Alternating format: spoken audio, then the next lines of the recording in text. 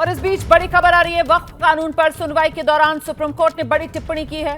Board में ex officio member के अलावा मुस्लिम सदस्य ही हो, यह सुप्रीम कोर्ट की तरफ से कहा गया है। वक्फ कानून पर सुनवाई के दौरान सुप्रीम कोर्ट की यह बड़ी टिप्पणी, बोर्ड में एक्स ऑफिशियो मेंबर्स के अलावा मुस्लिम सदस्य ही हो, यह सुप्रीम कोर्ट की तरफ से टिप्पणी की गई है। सीधे आपको लेकर चलेंगे, हमारे साथ हमारे सहयोगी अंकित गुप्ता इस वक्त मौजूद है। अंकित, जरा बताइए विस्तार से अभी की स्थिति क्या है और उसमें सुप्रीम कोर्ट की यह टिप्पणी की एक्स ऑफिशियो जो भी अधिकारी हैं उसके अलावा सिर्फ मुसलमान ही बोर्ड के अंदर सदस्य बनाए जाए।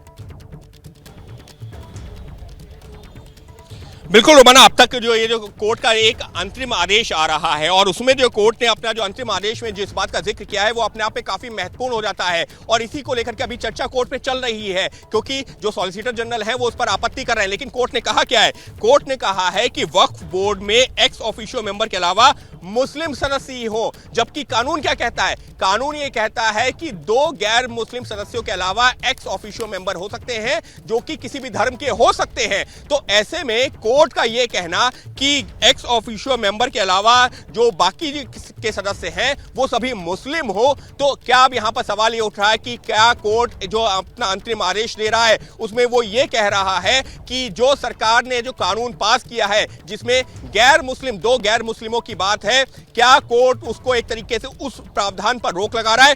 क्लियरिटी मिलना बाकी है। क्यों? क्योंकि अभी तुषार मेहता ने, जब कोर्ट ने यह बात कही है, उस पर आपत्ति दर्ज करवाई है। तुषार मेहता ने कहा है कि हम इसका कड़ा विरोध कर रहे हैं। तुषार मेहता का कहना है कि अभी किसी बोर्ड का कार्यकाल खत्म नहीं हो रहा, पीआईएल याचिकाओं को सुनकर ऐसा आदेश नहीं देना चाहिए, कोई वक्फ बोर्ड यहां पर नहीं आया है। यानी कि तुषार मेहता ये बताने की कोशिश कर रहे हैं कि अभी किसी जो है वक्फ बोर्ड का कार्यकाल खत्म नहीं हो रहा है। ऐसा नहीं है कि जो है अभी यहां पर कोई वक्फ बोर्ड आ गया हो, आपको ऐसे जो है अंतरिम आदेश नहीं देना चाहिए बिना डिटेल में सुने हुए।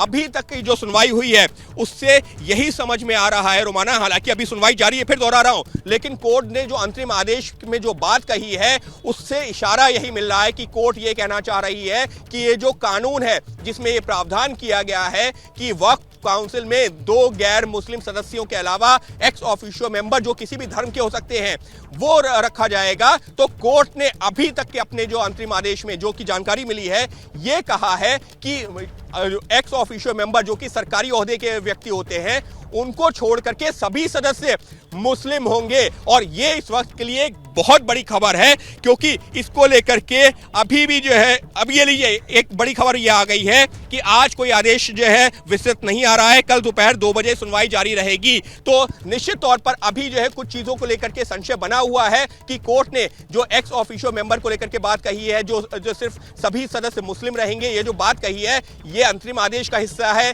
या फिर कोर्ट की सिर्फ एक टिप्पणी है?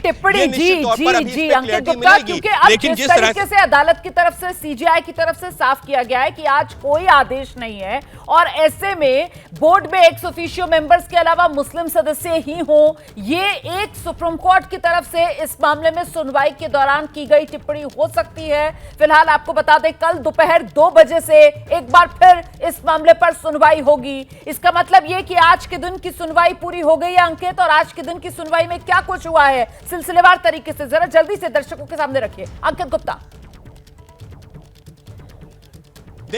देखिए आज की सुनवाई पूरी हो गई, ये तो साफ हो गया है। करीबन 2 घंटे सुनवाई चली है और इन 2 घंटों की सुनवाई के दौरान तमाम वरिष्ठ वकील कपिल सिब्बल, अभिषेक मनु सिंघवी, राजीव धवन, हरीश साल्वे, सॉलिसिटर जनरल तुषार मेहता, ये तमाम लोग कोर्ट के सामने पेश हुए हैं। कपिल सिब्बल, अभिषेक मनु सिंघवी, राजीव धवन समेत जो और वरिष्ठ वकील थे जो कि याचिकाकर्ताओं की तरफ से पेश हो रहे थे, उन्होंने कोर्ट के सामने जो सबसे बड़ा मुद्दा उठाया वो उठाया धार्मिक स्वतंत्रता का मुद्दा। यानी कि जो संविधान में हमारे अनुच्छेद है 25 और 26 जिसमें हर किसी व्यक्ति को अपनी जो है मर्जी के अनुसार धर्म का पालन करने का अधिकार दिया गया है। तो कपिल सिब्बल, अभिषेक मनु सिंघवी ने बताने की कोशिश की कि ये जो कानून लाया गया है इसके जो प्रावधान है ये उस अधिकार का हनन है। वो बात कर रहे थे कि जिस तरीके से वक्फ बाय यूजर की बात हो रही है कि आप किसी भी संपत्ति को जो है यहां पर अपने कब्जे में सरकार ले सकती है, ये कहते हुए कि ये विवादास्पद है, उस पर सवाल खड़ा किया। 5 ईयर जो प्रैक्टिसिंग मुस्लिम की बात हो रही है कि किसी भी व्यक्ति को अगर वक्फ करना है तो ये बताना होगा कि वो 5 साल से इस्लाम का पालन कर रहा है, तो ये कैसे मुमकिन होगा?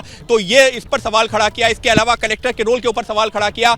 इसके अलावा जो है कई और पहलुओं पर सवाल खड़ा किया और ये बताने की कोशिश की कि इस कानून में कई तरह की खामियां हैं जिस पर रोक की मांग की, लेकिन कोर्ट ने अपनी सुनवाई के दौरान ये कहा कि फिलहाल अभी हम रोक तो नहीं लगा रहे हैं, लेकिन करीबन 2 घंटे तक सुनवाई की है। और उसके बाद में तुषार मेहता ने जो अपनी दलीलें दी हैं, सॉलिसिटर जनरल ने, जो केंद्र सरकार के वकील हैं, उन्होंने क्या कहा? उन्होंने कहा कि कोर्ट के सामने जो बातें कही जा रही हैं वो कोर्ट को गुमराह करने के लिए कही जा रही हैं, क्योंकि ऐसा नहीं है कि इस कानून के आने के बाद में तमाम जो धार्मिक स्थान है, फिर चाहे वो जो है मस्जिद हो, दरगाह हो, या फिर जो है अन्य जो स्थल हैं, वो सब सरकार के कब्जे में आ जाएंगे।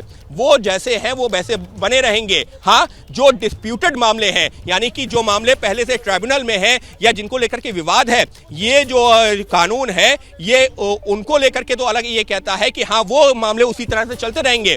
लेकिन देश में बड़ी संख्या में ऐसी जो है जो इमारतें हैं, ऐसी प्रॉपर्टीज हैं जो कि इसके दायरे से बाहर है, लिहाजा गुमराह ना किया जाए। कोर्ट में भी तुषार मेहता ने इस बात का जिक्र किया है। कोर्ट ने हालांकि उनसे कई तरह के सवाल पूछे हैं वक्फ बाय यूजर को लेकर के, प्रैक्टिसिंग मुस्लिम को लेकर के, लेकिन जो सबसे बड़ा सवाल है वो वक्फ बाय यूजर को लेकर ही है। तो उस पर तुषार मेहता ने स्थिति स्पष्ट करने की कोशिश की है, लेकिन करीबन 2 घंटे की सुनवाई के बाद भी अभी जरा सा आपको रोकूंगी।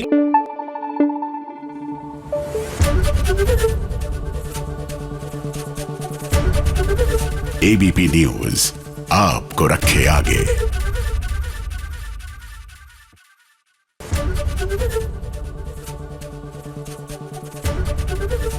एबीपी गंगा, खबर आपकी, जुबान आपकी।